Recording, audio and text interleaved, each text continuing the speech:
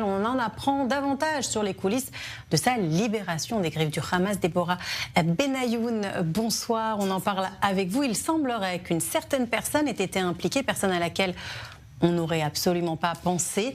Déborah, il s'agit de Souaa Arafat, la veuve de Yasser Arafat. Effectivement, Souaa Arafat, c'est son nom. Donc la veuve de Yasser Arafat, elle aurait même joué un rôle central. Selon des sources libanaises, le journal Al-Mayadeen cite donc cette information et les médias israéliens l'ont reprise. Alors elle aurait apparemment servi donc Souaa Arafat de médiatrice entre les États-Unis et le Hamas pour la libération d'Idan Alexander. Alors concrètement, comment cela s'est passé? Eh bien, Souaa Arafat aurait mis en relation un haut responsable du bureau politique du Hamas, son nom Ghazi Ahmed, avec un activiste palestino-américain du nom de Bishara Baba. Bishara Baba aurait apparemment l'accord du gouvernement américain pour être en contact avec des responsables du Hamas, et il faisait donc le lien avec l'administration américaine, et ces contacts ont permis l'ouverture d'un canal de discussion direct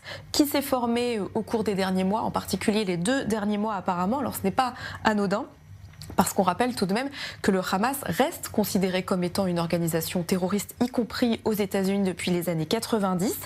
Et pourtant, donc apparemment, le rôle de Souaa Arafat a été extrêmement important dans la mise en place de ce canal de discussion et a permis apparemment d'établir la confiance entre les parties impliquées. Et selon une source palestinienne, il y a quelques jours, le Qatar aurait donc approché la direction du Hamas et lui aurait demandé de libérer Idan Alexander sans compensation. L'objectif de tout cela, c'est que Doha puisse faire preuve de bonne volonté vis-à-vis de l'administration Trump, et c'est aussi pour ajouter un levier de pression sur Israël pour que Jérusalem revienne à la table des négociations pour donc négocier un accord plus large. Alors Déborah, ce n'est pas la première fois qu'on parle de discussion directe entre le Hamas et les États-Unis.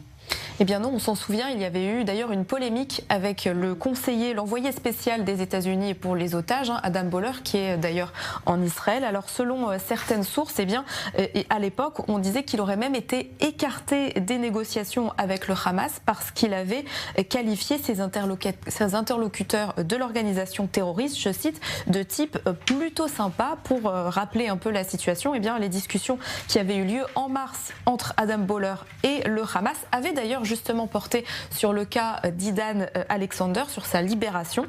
Et le président Trump avait justement donné son accord pour la mise en place de discussions directes avec le Hamas. Alors la question maintenant qui se pose, c'est est-ce que c'est le même mécanisme qui a été finalement utilisé dans ces discussions avec la veuve de Yasser Arafat? On ne sait pas exactement, ça n'a pas été confirmé.